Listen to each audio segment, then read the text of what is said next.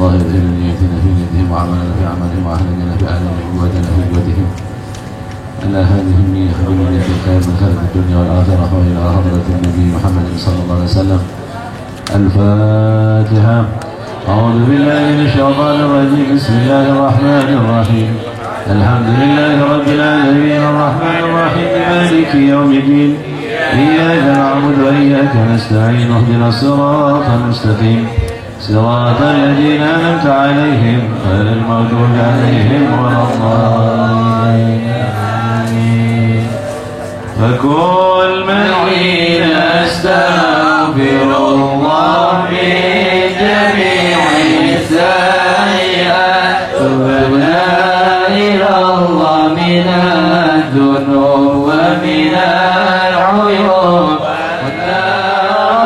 صل على محمد يا رب صل عليه وسلم. يا ربي صل على محمد حبيبك الشافع المشفع. يا رب صل على محمد يا رب صل عليه وسلم. يا ربي صل على محمد أعلى الورى رتبة وارفع. يا رب صل على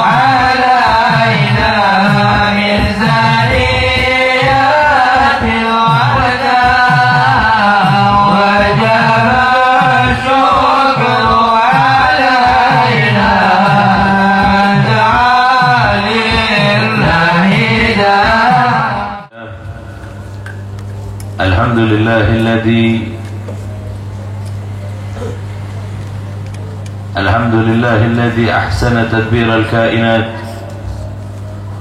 وخلق الأراضين والسماوات وأنزل الماء من المعصرات وأنشأ حبا والنبات وقدر الأرزاق والأقوات وأثاب على أعمال الصالحات ونصلي ونسلم على سيدنا محمد بالمعجزات الظاهرات الذي حصل من نوره وجود الكائنات وعلى آله وأصحابه إلى يوم الميقات. أما بعد، أيها الأخوة رحمكم الله. Di pertemuan yang lalu kita bicara tentang kesempurnaan baginda Rasul sallallahu alaihi wasallam di dalam ilmunya, sehingganya di dalam sebuah riwayat digambarkan bagaimana baginda Rasul sallallahu alaihi wasallam suatu ketika di hadapan para sahabat selepas melakukan salat fajar, baginda Rasul sallallahu alaihi wasallam kemudian berdiri di mimbarnya. Fa khatabana hatta hadarat adh-dhuhr. Baginda Rasul menyampaikan kepada kami, berkhutbah kepada kami selesai dari salat fajar, salat subuh sampai kepada waktu zuhur. Fa nazala fa shalla. Kemudian turun dari mimbar setelah masuk waktu zuhur, melakukan salat zuhur baginda Rasul. Thumma sa'ida al-mimbar, kemudian naik lagi kepada mimbar. Fa khatabana hatta hadarat al-'asr. Dari waktu zuhur selepas melakukan salat zuhur, baginda Rasul kemudian juga menyampaikan ceramahnya hingga sampai waktu asar.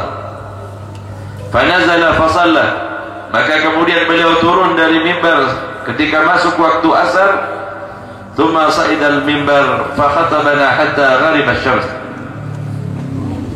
Maka kemudian baginda Rasul selesai melakukan salat asar, baginda Rasul naik lagi ke mimbar, kemudian menyampaikan lagi kepada manusia, kepada para sahabat, hatta gharibat asy-syams, sehingga matahari tenggelam. Fa akhbarna bima huwa kain ila yaumil qiyamah.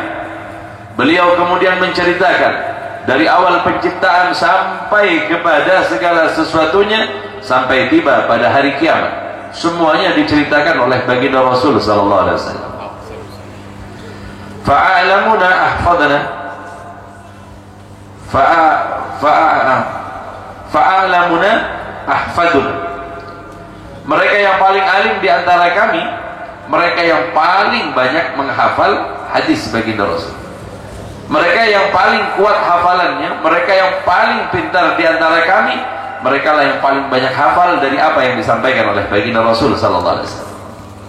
Saking panjangnya baginda Rasul berceramah dari salat fajar sampai kepada tenggelamnya matahari.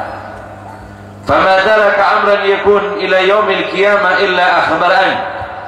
Maka tidaklah disisakan oleh baginda Rasul tentang apa yang terjadi pada hari kiamat, semuanya diceritakan oleh baginda Rasul sallallahu alaihi wasallam.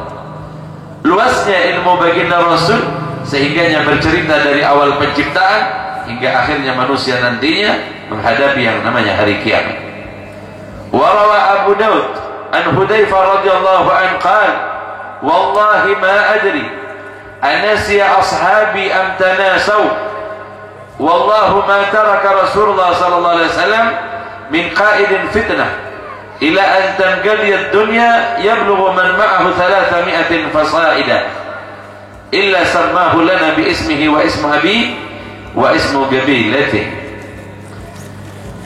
Hudzaifah ibn al-Yaman radhiyallahu an dia meriwayatkan, wallahi demi Allah, ma adri, aku enggak tahu, anasya ashabi, apakah sahabat lupa atau mereka pura-pura lupa terhadap apa yang disampaikan oleh baginda Rasul.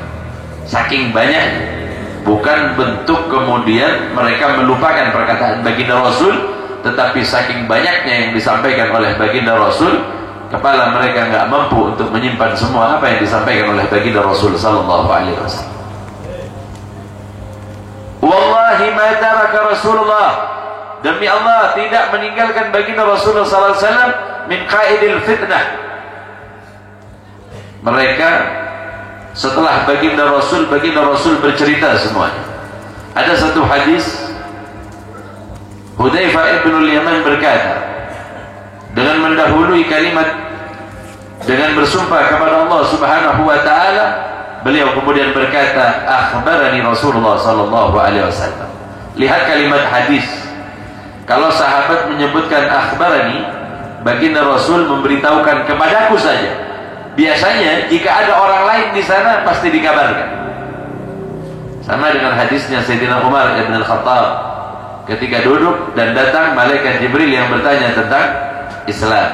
Lah, apa permulaan hadis? Bainama nahnu julusin inda Rasulillah sallallahu alaihi wasallam. Bainama nahnu, menggunakan kalimat nahnu berarti ashab banyak. Tetapi Hudzaifah ibn al-Yaman suatu ketika beliau pernah berkata, wallahi akhbarani Rasulullah sallallahu alaihi wasallam. Akhbarani, Rasulullah hanya memberitahukan kepadaku. Hudzaifah ibn al-Yaman adalah sahabat baginda Rasul yang banyak memegang rahasia tentang siapakah orang-orang munafik yang ada di dalam tubuh Islam. Tahu semuanya Abu Hudzaifah karena baginda Rasul bercerita kepadanya. Seringkali Sayyidina Umar ibn al-Khattab bertanya kepada Hudzaifah ibn al-Yaman, wahai Hudzaifah, adakah namaku di antara mereka orang-orang yang munafik? Kata Sayyidina Umar. Bertanyanya Sayyidina Umar, kata Hudzaifah ibn al-Yaman, ketika engkau merasa demikian wahai Umar ibn al-Khattab, maka sungguh namamu tak ada di dalam catatanku tentang orang-orang yang munafik. Orang menapa rasa abek nasana kayaknya senantiasa ragu, senantiasa takok. Yang kena Sayyidina Umar laku tanya, "Pak masuk asing kok ada orang-orang munafik? Pak masuk asing kok ada golongan orang-orang munafik?" Maha suci Allah Subhanahu wa taala menjadikan perkataan baginda Rasul kemudian bertentangan. Karena sebelumnya Sayyidina Umar kaya kocak sebagai asyara mubasyirin bil jannah, maka tidaklah mungkin Sayyidina Umar kemudian masuk ke dalam kelompok orang-orang munafik. Apa nama mulanya? Ate tak nyaman jaipon Sayyidina Umar. Senantiasa takok kabatir singkok keker dekat kelompok orang-orang sebut kalaban munafik.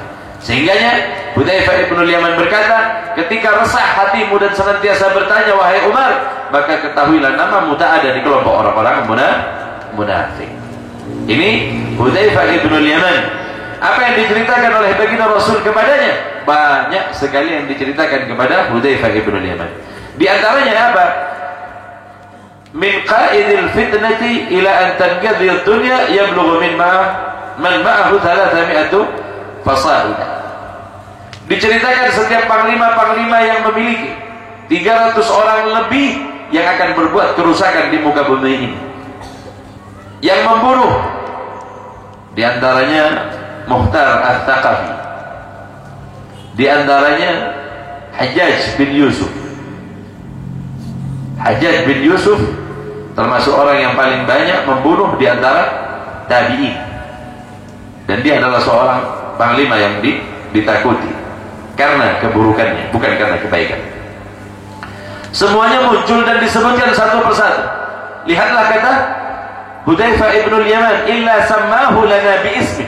Baginda Rasul menyebutkan namanya kepada wa ismu abihi, bahkan nama ayahnya disebutkan oleh baginda Rasul, wasmu qabilatihi, dan nama kelompoknya, nama sukunya juga disebutkan oleh Rasulullah SAW. Disebutkan semuanya. Kama warada annahu sallallahu alaihi wasallam akhbara an jami'i asyrati sa'ati as-sughra wal wusta wal kubra. Begitu juga baginda Rasul sallallahu alaihi wasallam sebagaimana diriwayatkan di dalam sebuah hadis, beliau bercerita semua tentang tanda-tanda hari kiamat, baik tanda yang kecil, tanda yang tengah, dan tanda yang besar. Baginda Rasul menyebutkan tanda-tandanya. Di antara tanda yang sughra adalah awal pertama kali ketika meninggalnya baginda Rasul sallallahu alaihi wasallam. Meninggalnya baginda Rasul merupakan bagian dari tanda kiamat. Berapa hal yang disebutkan oleh baginda Rasul dari tanda-tanda yang banyak, dan tanda-tanda yang terakhir adalah tanda yang paling besar. Di antaranya terbitnya matahari dari sebelah barat. Itu semuanya diceritakan satu-satu. Ada hadis khusus yang bercerita tentang alamatus sa'ah, tanda dari kiamat yang diceritakan oleh baginda Rasul sallallahu alaihi wasallam. Di antaranya suatu ketika orang-orang yang bohong mendapatkan kepercayaan, dan orang-orang yang jujur tidak lagi dipercaya. Apa lagi tandanya? Kata baginda Rasul sallallahu alaihi wasallam, di antaranya jumlah wanita yang jauh lebih banyak, jumlah perempuan jauh lebih banyak. Jadi ente nggak usah buru-buru keluar dari pondok, sama nggak bakalan nggak dapat, pasti dapat banyak. Yang betah aja di pondok lah, biar ente 10 tahun masih banyak yang nungguin itu. Jumlahnya jauh lebih banyak, semakin tahun semakin banyak. Nggak usah khawatir. Apa yang ente pikirkan? Mau buru-buru pulang, apa yang ente pikirkan? Buru-buru bikin berhenti, apa yang ente pikirkan? Nah, jelas hadisnya baginda Rasul, jumlah perempuan nanti suatu ketika jauh lebih banyak. Tamam. Berbagai macam yang disebutkan oleh baginda Rasul sallallahu alaihi wasallam. Wa akhbara an ahwalil akhirah wal baraziha. Baginda Rasul juga memberikan kabar kepada kita tentang akhirat. Baginda Rasul banyak bercerita tentang akhirat. Barzah juga diceritakan oleh baginda Rasul sallallahu alaihi wasallam. Sama dengan sebuah riwayat yang menyebutkan bahwa berangkat dari sebuah ayat di dalam Al-Quranul Karim, di dalam surat Yasin, manusia nanti di dalam barzah kebanyakan dalam keadaan tidur, jasadnya dalam keadaan tidur. Ya wailana man ba'athana min marqadina hadza ma wa'ada ar-rahman wa qala hadza ma wa'ada ar-rahman wa sadaqa. Jadi nanti manusia, kata baginda Rasul sallallahu alaihi wasallam, dilihat dari ayat ini seperti orang yang tertidur, jasadnya seperti orang yang tertidur. Orang yang tidur, kata Imam Muhammad al-Baqir, beliau bercerita, manusia di dalam barzah sama dengan orang yang tidur, akan tetapi siksaan datang bagaikan mimpi sehingganya berbekas sampai kepada jasad. Dia pernah mimpi ketakutan, dikejar anjing, bangunnya itu juga ngos-ngosan. Kenapa? Padahal cuma mimpi aja, lari nggak lari aja. Konon begitulah siksaan kepada jiwa. Ente lihat orang yang kadang sabahul junun, ditimpa kepadanya sebuah penyakit kegilaan. Lah, badannya biasa aja, tetapi jiwanya nggak tenang. Jiwanya nggak tenang. Kenapa? Karena ia ditimpa musibah pada jiwanya, bukan kepada jasad. Makannya enak, tapi pikirannya nggak nyambung. Naudzubillah waliyatubillah. Nah, konon yang menimpa kepada orang yang ada di dalam barzah, kata baginda Rasul, menurut riwayat Imam Muhammad al-Baqir, beliau berkata apa? Mereka tidur, akan tetapi bagaikan bermimpi di dalam siksaan Allah, sehingganya berbekas rasa takutnya kepada jasad mereka. Kadangkala jika kita menggali sebuah kuburan, tiba-tiba didapat jenazahnya dalam keadaan terduduk. Kadangkala didapatkan jenazahnya dalam keadaan mengerikan. Apa yang terjadi? Itulah yang Allah berikan di dalam apa yang dilihat oleh ruhnya, sehingga berbekas kepada jasad. Jasad gak gerak, ya begitu. Jarah hukmul jasad, diciptakan dari tanah, dia kembali kepada tanah. Sama halnya dengan orang yang bermimpi dan melihat di dalam mimpinya segala ujian dan adab yang menimpanya. Naudzubillah wal iyadzubillah. Sehingga di dalam Al-Quran disebutkan apa? Ya wailana man ba'atsana min marqadina. Aduhai celakanya, siapa yang membangkitkan kami dari tidur panjang kami? Ternyata seperti orang yang bangun. Begitu datang hari kiamat, mereka dibangunkan, mereka dibangkitkan dari kuburan mereka, sehingganya mereka mau tak mau harus keluar dari kubur mereka dan mereka menuju kepada mahsyar. Kata baginda Rasulullah sallallahu alaihi wasallam, mereka bangun dari tempat di mana mereka dikubur, mereka kemudian membersihkan rambut mereka dari debu-debu yang ada di pada rambut mereka, dan mereka mulai berjalan menuju kepada mahsyarnya Allah Subhanahu wa taala. Umur akhirat, apa-apa yang terjadi di akhirat diceritakan semua oleh baginda Rasul sallallahu alaihi wasallam. Wa barazihiha, begitu juga barzahnya diceritakan. Baginda Rasul bercerita tentang siksaan-siksaan di dalam barzah. Tawil arif, banyak yang diceritakan oleh baginda Rasul. Sehingga nggak mungkin diceritakan satu persatu tentang hadis masalah barzah. Yang jelas barzah itu kadang-kala menjadi nikmat bagi orang yang menghuninya, dan naudzubillah wal iyadzubillah terkadang menjadi adab bagi. Kalau ada orang yang nggak percaya gimana, Bin? Suruh aja ya masuk barzah dulu. Nah, kalau nggak percaya, karena banyak umurul mughayyabat yang kita yakini, yang kisahnya datang dari baginda Rasul sallallahu alaihi wasallam dan dibenarkan oleh Al-Qur'an tentang apa yang dikatakan oleh baginda Rasul sallallahu alaihi wasallam. Wa ahwalu ahli jannah, begitu juga keberadaan orang-orang yang ada di dalam surga digambarkan oleh baginda Rasul sallallahu alaihi wasallam. Di surga itu nggak ada lagi malam. Galuh kata cerita baginda Rasul. Katanya di surga itu mala ainun ra'at wala udhunun sami'at wala yahtur fi qalbil bashar. Katanya surga itu nggak bisa, Beb, dilihat, nggak bisa, Beb, didengar di dalamnya apa yang terjadi, bahkan belum pernah terlintas di dalam hati manusia. Betul, tetapi pengecualian kepada baginda Rasul sallallahu alaihi wasallam. Kenapa? Karena umurul jannah, apa-apa yang berkaitan dengan surga, Allah telah nampakkan kepada baginda Rasul sallallahu alaihi wasallam, sehingganya beliau bercerita kepada kita tentang surga. Ingat, itu khususiyah. Ketika orang dibatasi oleh Allah, baginda Rasul diberikan keistimewaan mengetahui. Gak mungkin baginda Rasul bercerita kalau baginda Rasul tidak melihat. Karena dikatakan oleh baginda Rasul, sungguh demi Allah, aku lebih jelas melihat kepada surga dan neraka dibanding dari tembok yang ada di hadapan baginda Rasul. Waktu itu ada tembok di depan baginda Rasul. Baginda Rasul apa? Lebih jelas daripada melihat tembok ini, aku melihat surga dan neraka yang ada di hadapan. Sehingganya baginda Rasul bercerita segalanya tentang apa yang ada di dalam surga. Baginda Rasul bercerita karena itu bagian dari ilmu baginda Rasul sallallahu alaihi wasallam. Wa ahwalu ahli nar, begitu juga neraka yang digambarkan oleh baginda Rasul. Sampai kepada penjaga nerakanya, baginda Rasul berkata, Malik, malaikat neraka itu belum pernah tersenyum sepanjang hidupnya. Belum pernah tersenyum. Wah, itu malaikat Malik. Dari mana baginda Rasul tahu? Baginda Rasul melihat. Ketika di malam Isra dan Mi'raj, baginda Rasul datang kepada setiap tempat, tiap surga dan tiap neraka yang dikunjungi oleh baginda Rasul sallallahu alaihi wasallam.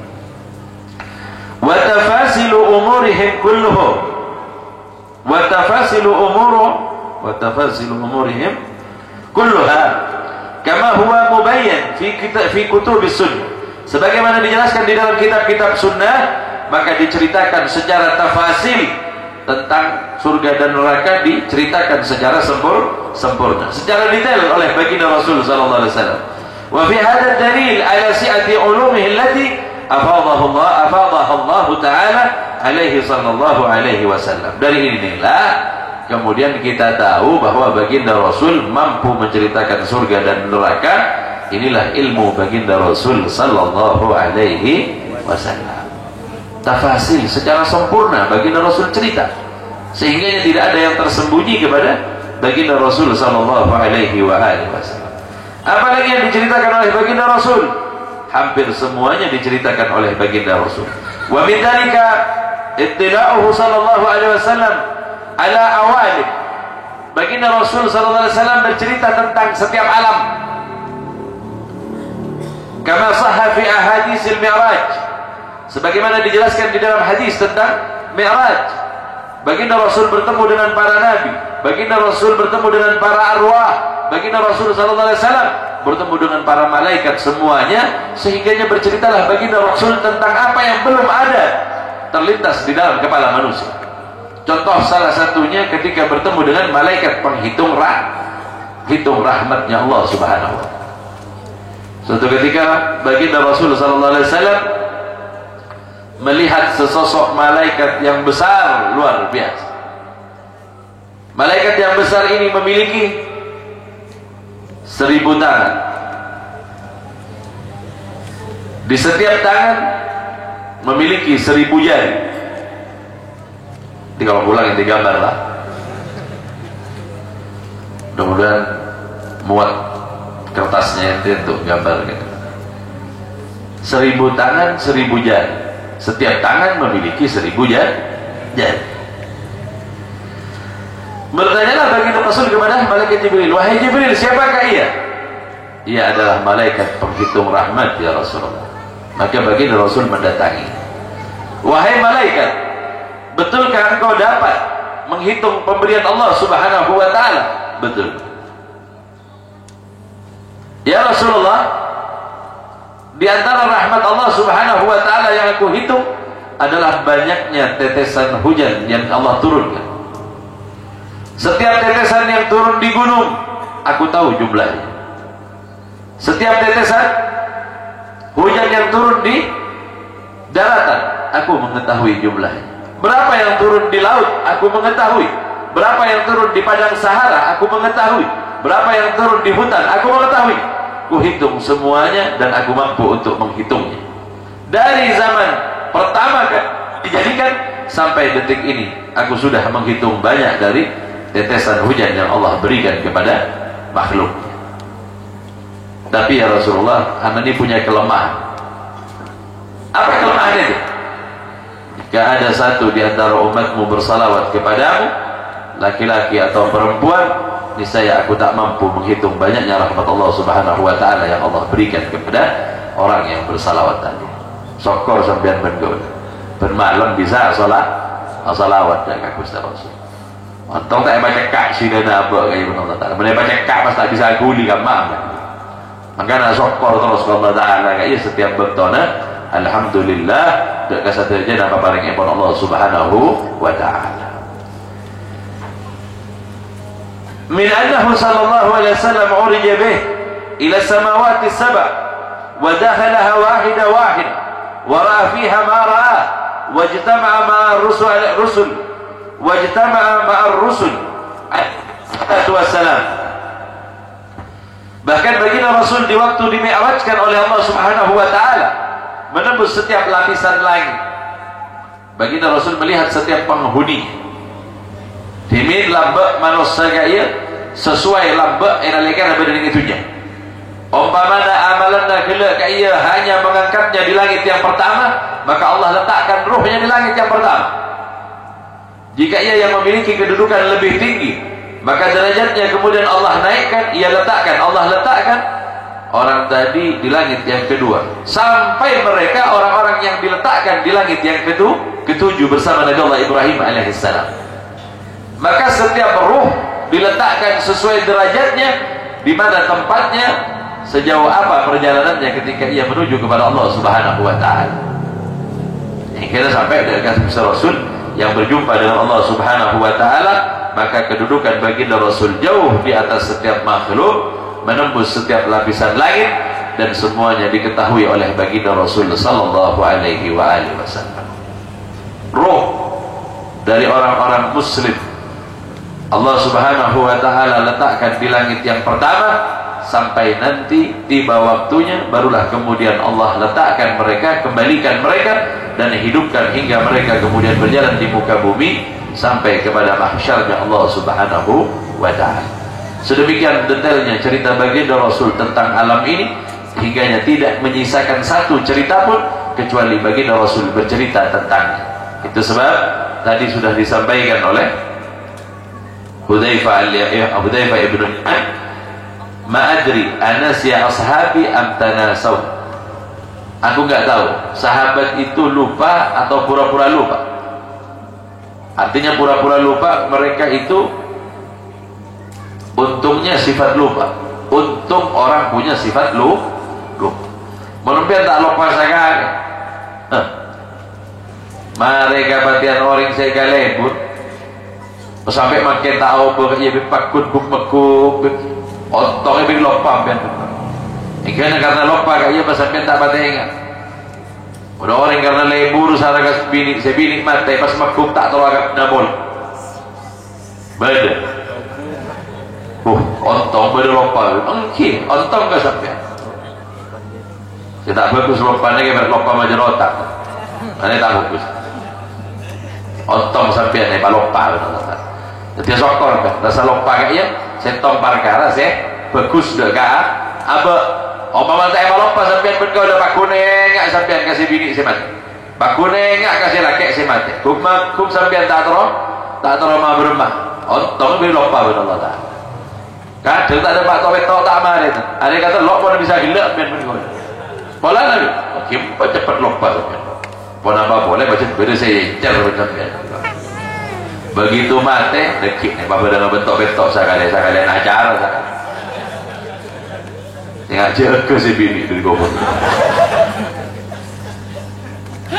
kayak cerita baginda Rasul sallallahu alaihi wasallam satu demi satu disebutkan oleh baginda Rasul.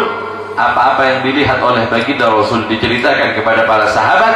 Bersatrajana kaya terkadang sahabat tidak mampu untuk mencerna dengan akal. Apa contohnya? Tumbat toja Ibn Gusti Rasul sallallahu alaihi wasallam, kata baginda Rasul, ketika aku dimi'rajkan oleh Allah Subhanahu wa taala, aku melihat kejadian yang aneh. Mata air yang berjalan terbalik dari bawah ke atas. Sedangkan dihukum akal atas ke bawah. Aku melihat malaikat yang terbuat dari api separuh dan separuhnya terbuat dari es. Sehingganya satu sahabat berkata, ya Rasulullah, rasanya nggak masuk akal apa yang kau lihat itu ya Rasul. Maka baginda Rasul berkata, tidakkah engkau jauh lebih tak masuk akal lagi? Maksudmu ya Rasulullah, Allah jadikan engkau dari dua hal yang berlain. Satu Allah ambil dari bumi, yang satu Allah ambil dari langit. Ruh Allah hembuskan dari sifat-sifat ilahiyah, sedangkan jasad dari tanah. Tanah mengajak kita untuk menikmati segala perkara-perkara yang diinginkan oleh hawa nafsu, sedangkan ruh senantiasa mengajak kita untuk kembali kepada Allah. Bukankah manusia senantiasa bertentang? Tidakkah engkau jauh lebih heran kepada manusia dibandingkan apa yang aku ceritakan? Malaikat yang separuh terbuat dari es dan separuhnya lagi terbuat dari api. Apa yang dilihat oleh baginda Rasul semuanya nyata. Betul manusia tak bertanya aja apa yang bisa odik dengan dalam air sampai ngabas pakai dengan TV. Berma apa yang saya odik dalam air negara gunung letup. Gipak gunung odik tak tuli mati saking panas. Karena sampai budiare bergaul bekal nyeksen.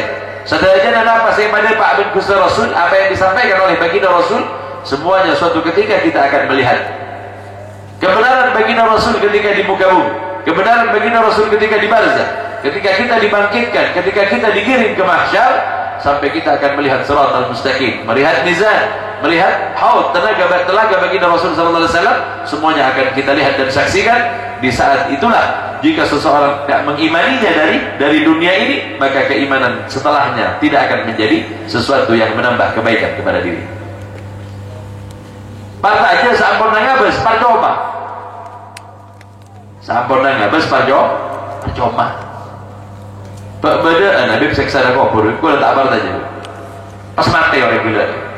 Pas guru nak ngalek dengan kubur, om buat. Abeli apa? Nah, nanti ngabeli. Begitu dah pakai tembangan, pas tembang, mengkup, tulisan apa? Pas guru bar aja. Abeli boleh kau ya Allah ada buyar pun. Dunia ada nih kau pun. Abeli boleh. Kadang-kadang hibik tiga bisa. Karena tak guna orang iman mukmin sa'alana melihat kejadian. Seperti orang-orang terakhir yang hidup di muka bumi pagi, bertonanga bersedia dan apa? Saya pada Pak bin Gusti Rasul adalah kebenaran. Mereka menyaksikan bagaimana matahari terbit dari barat. Saat itulah keimanan mereka tidak lagi berguna. Saat itulah keimanan mereka ada guna. Sebab kaya sampai bergaul dengan tamarta jadi ke Gusti Rasul karena baginda Rasul tidaklah pernah bohong. Baginda Rasul senantiasa mengatakan kebenaran. Dan apa yang dilihat oleh baginda Rasul diceritakan oleh Allah Subhanahu wa taala di dalam Al-Qur'an. Maha suci Allah mengutus seorang nabi yang sempurna. Maha suci Allah yang mengutus nabi yang memiliki ilmu sesempurna yang kena sampean bergaula karena Gusti Rasul salamat sampean bergaula itunya kantos abdi dari Allah Subhanahu wa taala. Karena apa? Karena bartajana sampean bergaula dengan Gusti Rasul sallallahu alaihi wasallam. Hadirin hadirat yang dimuliakan oleh Allah, maka aku benar kepada Gusti Rasul karena segalanya dikembalikan kepada Allah, disandarkan kepada Allah di dalam Al-Qur'anul Karim. Melalui Allah Subhanahu wa taala nambah keyakinan ke kita. Menambahkan segala apa yang telah diajarkan oleh baginda Rasul menjadi keyakinan senyata dak Ka'bah inalikan itunya kantos pagi sampean ngabas dak kana apa sebutnya kiban Gusti Rasul akan bagaimana nasabian bergaulah dan terbeliau kita nasabian bergaulah dan semakin tahulah kita bahwa baginda Rasul adalah seseorang yang memiliki kedudukan tinggi di sisi Allah Subhanahu wa taala. Ini yang bisa disampaikan pada malam ini. Insyaallah di malam-malam berikutnya kita akan teruskan sehingga kita akan mengenal baginda Rasul sedikit demi sedikit dan bertambah cinta kita kepada baginda Rasul sallallahu alaihi wasallam. Ini yang bisa disampaikan, kurang lebihnya mohon maaf yang sebesar-besarnya. Wabillahi taufiq wal hidayah wal ridha wal inayah. Assalamualaikum warahmatullahi wabarakatuh. من أوصافه تحيي القلوب تهيج الأشجانا والله قد أثنى عليه فما يساوي القول منا أو يكون ثنانا لكنه بل في السرائر قد دعا لمدي صفة ربنا وحدانا وإذ امتزجنا بالمودة هاهنا نرفع وعيد فقرنا ورجانا للواحد الأحد العلي إلهنا متوسلين بمن إليه دعانا مختاره وحبيبه وصفيه زين الوجود به الإله حبانا يا ربنا يا ربنا يا ربنا بالمصطفى اقبلنا أجب دعوانا أنت لنا يا ذخرنا في هذه الدنيا وفي أخرانا